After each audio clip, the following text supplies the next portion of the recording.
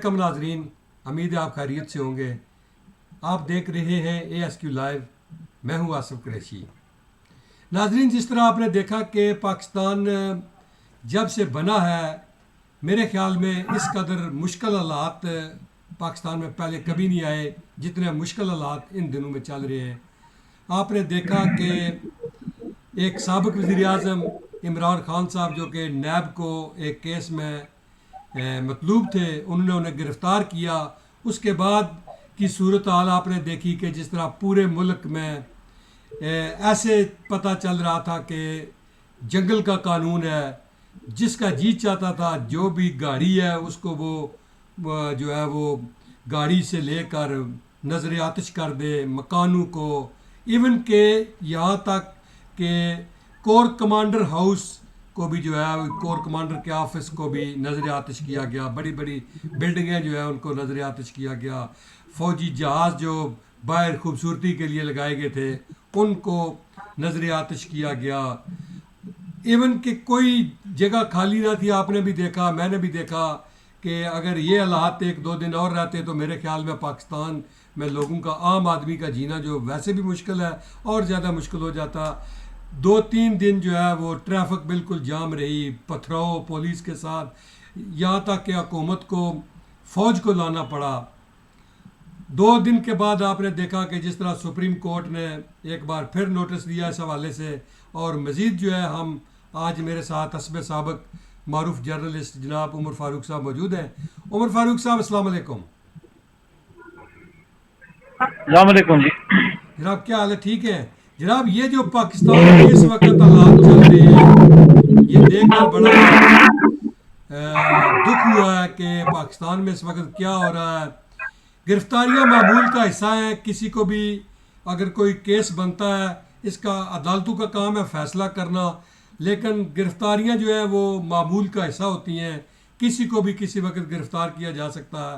लेकिन ये जो हालात पैदा किए गए, आपने देखा कि इमरान खान साहब अक्सर कहा करते थे कि जब मुझे गिरफ़्तार होऊंगा तो फिर देखूंगा, मैं अंदर हुआ तो और ज़्यादा जो है वो साबित हो रहा है कि ये सारा कुछ एक प्लानिंग के तहत था। और आपने देखा कि जिस तरह उन्होंने ये सारे वाक़यात किए और जो कुछ हुआ।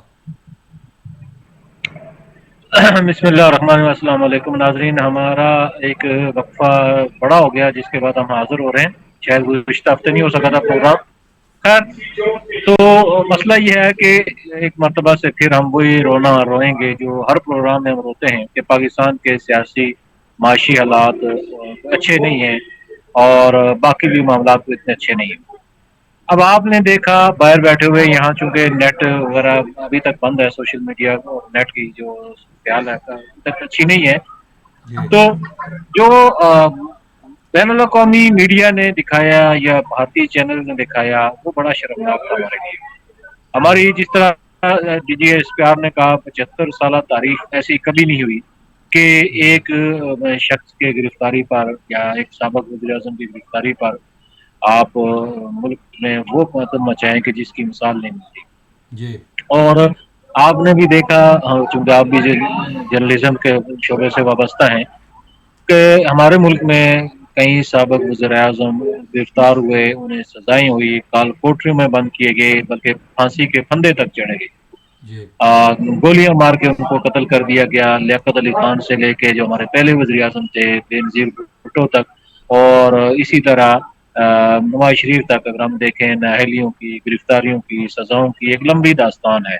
जी और गिरफ्तारियां भी कोई एक दिन की नहीं हुई, 2 दिन की नहीं हुई, कई कई दिन की गिरफ्तारियां हुई, कई कई साल की गिरफ्तारियां हुई, फिर वो फांसी के फंदे पे चढ़े। जी लेकिन जो उनके कारकुनों का रद्द-ए-अमल था वो इस तरह का नहीं था जो रद्द-ए-अमल PTI के लोगों ने दिया।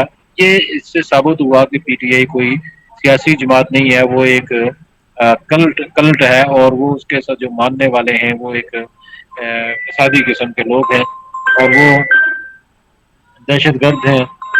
और उनका जो नज़रिया है वो जो है वो सिर्फ मुल्क में फस्तायत है। और जो उनका नज़रिया है वो ये है कि जो उनके अगर रहनुमा को या उनके किसी को सज़ा होती है तो वो कबूल नहीं करेंगे।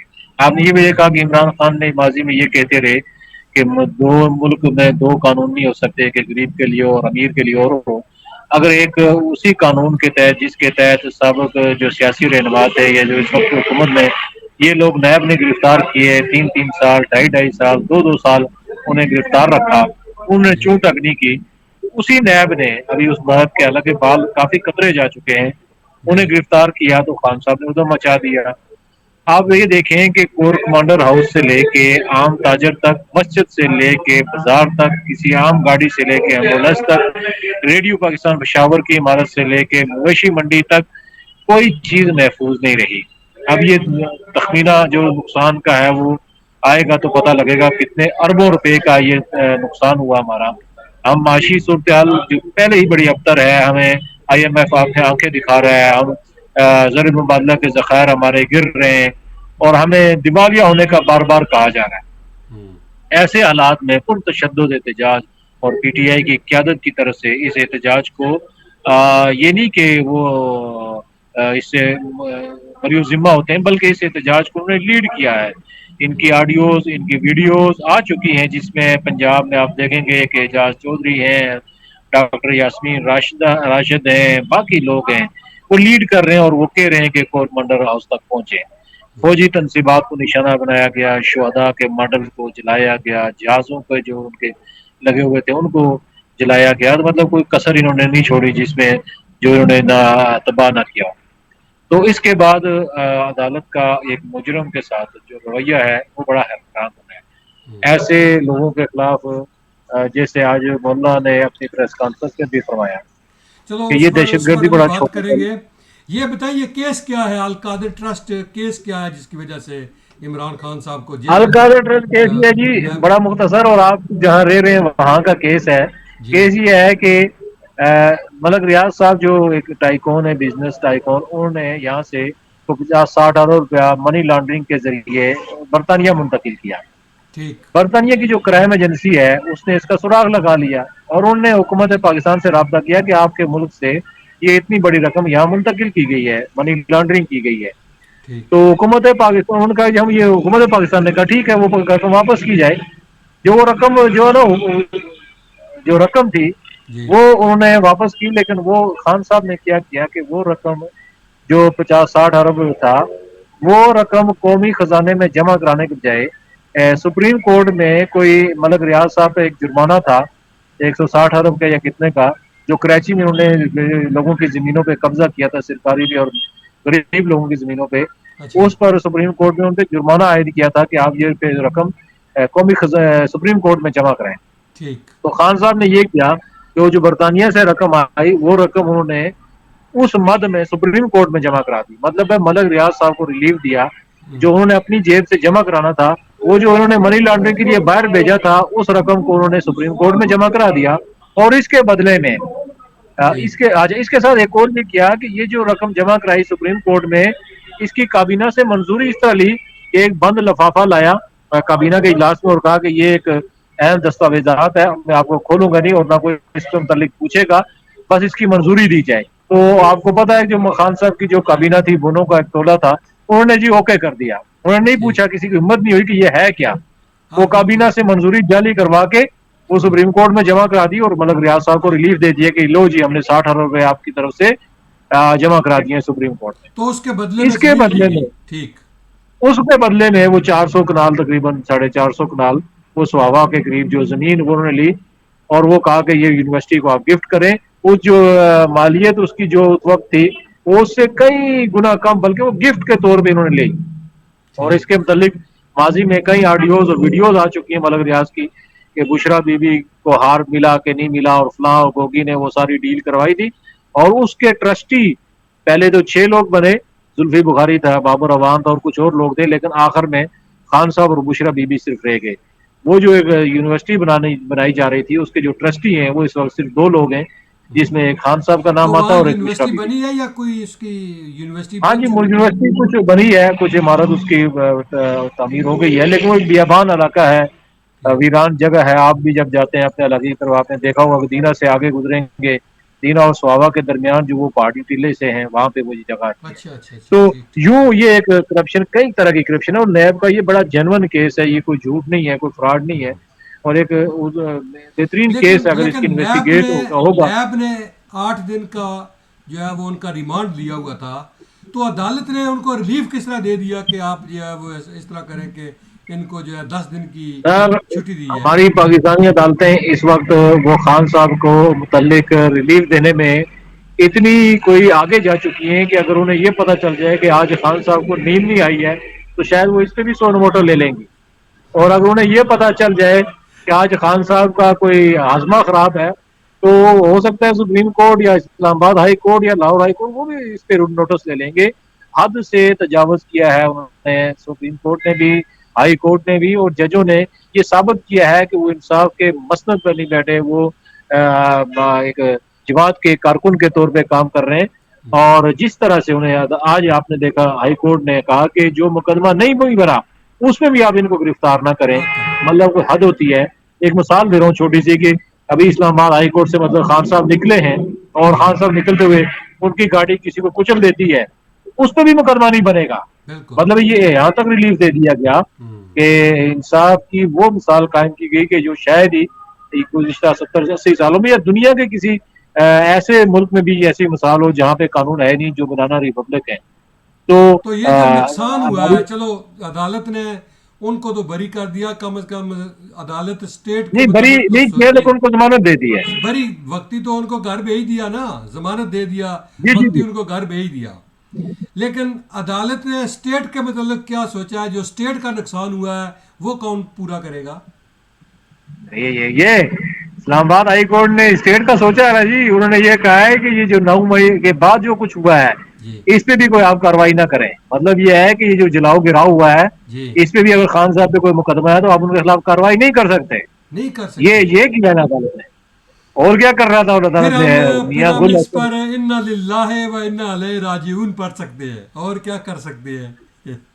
یار وہ آپ بدماشی دیکھیں عدالتوں کی اور ججوں کی کہ مطلب ہے اس پہ کیا کہیں آپ. ایک عام آدمی سے اگر جا کے پوچھیں گے تو اگر وہ کوئی انصاف پسند تھوڑی سی اس میں عقل و شعور ہوگا وہ بھی کہے گا یار ایسا ریلیف اگر ملنا شروع ہو جائے عدالتوں سے تو ہمارے پاکستان میں تو جیلیں خالی ہو جائیں گی ایک دن میں. اچھا، یہ اور ایک جو بات اب جو آپ نے پہلے کی تھی کہ ایک طرف پی ٹی آئی جو ہے وہ سڑکوں پر ہے، دوسری طرف آج لندن سے جناب نون لیگ کے چیئرمین جناب میاں نواز شریف صاحب جو کہ باہر بیٹھے ہوئے ہیں. کم از کم اب حالات ایسے ہیں، ان کو ملک میں جانا چاہیے، ایسے حالات میں ان کو بھی باہر نکلنا چاہیے. آپ ملک جا کر یہ کریں. بہرحال اس پر بات کریں گے، لیکن پہلے یہ بتائیں کہ یہ انہوں نے بھی آج کہا ہے کہ جی ہم عدالتوں کے خلاف جو ہے وہ سڑکوں پر آئے، اور پی ڈی ایم کے سربراہ جو ہے مولانا فضل الرحمان انہوں نے بھی کہا ہے کہ پیر کے روز تمام لوگ نکلیں، ہم جو ہے وہ انج کر دیں گے. کیا ہوگا؟ آپ اس بارے میں کچھ بتائیں. پہلی بات تو یہ ہے جی قریشہ میاں صاحب کو واپس آنا چاہیے، وہ ایک لمبا موضوع ہے، لیکن مسئلہ یہ ہے عدالتوں سے انہیں ریلیف نہیں ملے گا جو خان صاحب کو ملا ہے. اور جب وہ ظاہر جائیں سی گے بات ہے جو ہی ملک میں جگہ بات یہ ہے کہ اگر آپ باہر رہیں گے تو پھر تو مل ہی نہیں سکتا نا. جب آپ جائیں گے، نہیں وہ جو جب برابر کا جوڑ اب شروع ہوا ہے تو آپ بھی جائیں. جب دیکھتے ہیں کہ عدالتیں کیوں نہیں دیتی آپ کو انصاف، اگر ایک آدمی کو مل رہا ہے تو آپ بھی تو اسی کیٹیگریز میں آتے ہیں نا. نہیں وہ دیکھیں ان کا جو قانون ہے اس کے مطابق تو ان کو سزا ہو کے ان کو اندر جیل میں جانا پڑے گا. جی بالکل اور جو جانا پڑے گا. قانون میں تبدیلی کی تھی حکومت نے کوشش کی تھی وہ چیف جسٹس بندیال صاحب نے اس پہ نوٹس لے کے وہ ڈمپ کر دیا ہے وہ فائل ہی. اب جہاں تک ہے پی ڈی ایم کے سربراہ مولانا فضل الرحمان صاحب کا احتجاج کا اعلان کیا، انہوں نے پیر کو بھی سپریم کورٹ کے سامنے دھرنے کا اعلان کیا ہے. تو یہ دیکھیں یہ اب میرے خیال میں حکومت کو اس کے پیچھے کھڑا ہونا پڑے گا. ٹھیک حکومت کے پاس کوئی راستہ نہیں ہے کہ وہ پی ڈی ایم کے اس احتجاج سے الگ ہو سکے، ٹھیک کیونکہ حکومت نے بل بھی پاس کر کے دیکھ لیے، حکومت نے قراردادیں بھی لا کے دیکھ لی، حکومت نے ججز کو بھی ٹچ کر کے دیکھ لیا، حکومت نے بار کونسلیں بھی کر کے ان کو بھی استعمال کر کے دیکھ لیا، حکومت نے فوج بھی استعمال کر کے دیکھ لی، حکومت نے باقی طریقے سے جو میسیجز دینے تھے وہ کر کے پیغامات دے کے دیکھ لیے. ججز نے ان کی نہیں مانی. जजेस ने कहा कि वो इंसाफ नहीं करेंगे, वो तहरीक इंसाफ के लिए काम करेंगे। तो हुकूमत के पास अब कुछ रहता नहीं है, दो रास्ते हैं हुकूमत के पास, या तो इमरजेंसी लगा दें जिस तरह आज काबीना के इजलास में कुछ वज़रा ने तजवीज़ दी है, या फिर यह है कि मौलाना फजल रहमान की जो पीडीएम है उनके साथ खड़े हो जाएं और लाखों लोग लेके पहुंच जाएं और सुप्रीम कोर्ट के बाहर और वहां मुतालबा कर दें कि चीफ जस्टिस इस्तीफा दें, जब तक वो इस्तीफा नहीं देते हम वापस नहीं जाएंगे। तो यही रास्ता इनके पास बचता है। ऐसा ना और हो कि आपकी बात काट रहा हूँ, आप वहीं से शुरू करें। ऐसा ना हो कि पीर के रोज वो केस भी चल रहा है तो वज़ीर आज़म कोई नायल कर दें। नहीं, वो देखें, वो है अब हाँ। ये एक और इशू है हम्म। कि 14 मई गुजर जाएगी, 15 मई है, और उस पे जाहिर सी बात है इन्होंने जब बंदयाल साहब ने उस पे एक स्टैंड लिया हुआ है, वो तो उस पे कुछ करेंगे, वो उस पे जाहिर सी बात है उस पे उन्होंने कुछ करना है, और उस पे जो भी उन्होंने करना है वो तो 15 से शुरू करना है। तो अब उसमें उसके पास भी ये हुकूमत के पास भी यही रास्ता है कि या तो वो फिर वो इमरजेंसी लगाएं या फिर इस तहरीक में शामिल हो और फिर बताएंगे वो किस तरह एक क्योंकि मुलजम को नायल रिलीव की देते हैं और तलवार भी दूसरी लटक रही है ना।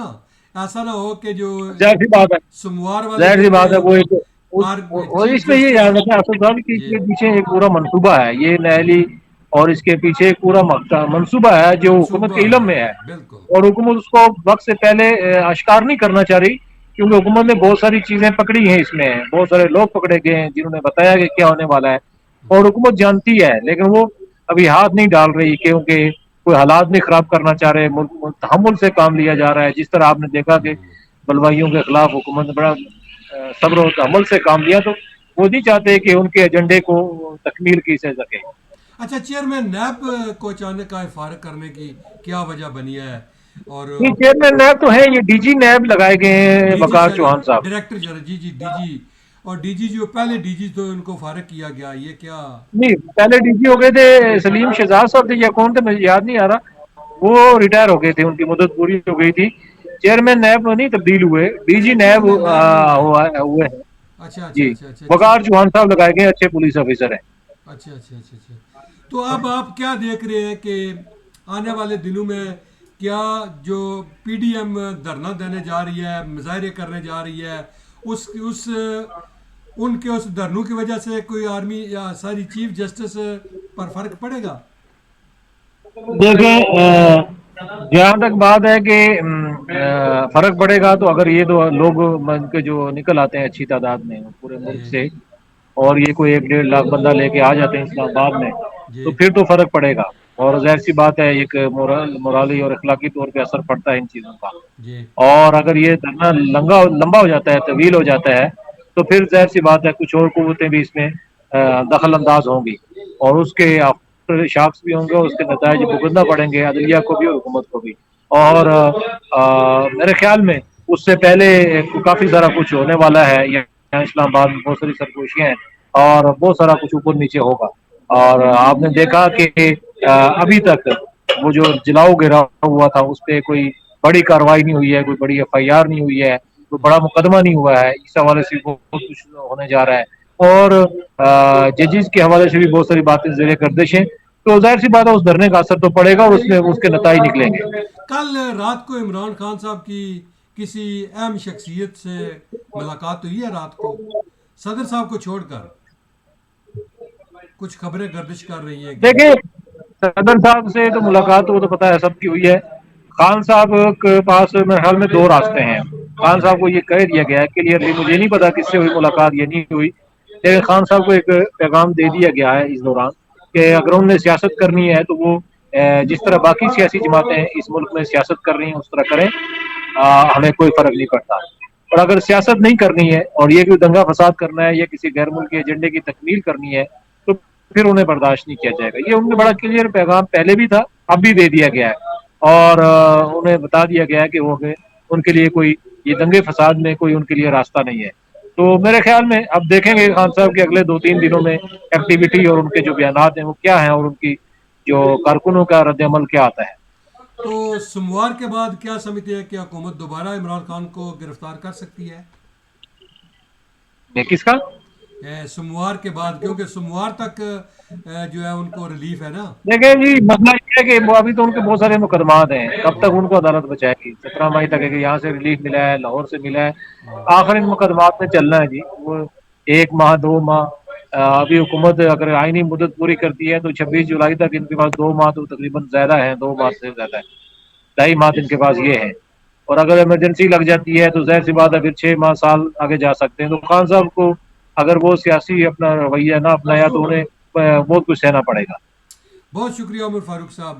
ناظرین، آپ جو بھی کریں، جس بھی جماعت سے آپ کا تعلق ہے، لیکن ایک بات کا خیال رکھیں کہ کسی کے ساتھ زیادتی نہیں ہونی چاہیے، املاک کا نقصان نہیں ہونا چاہیے۔ کوشش کریں کہ املاک کو نقصان نہ پہنچائیں۔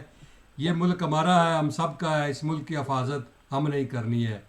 ہمارا پروگرام دیکھتے رہیے، ہمارے پروگرام کو لائک اور شیئر کرتے رہے۔ بہت شکریہ۔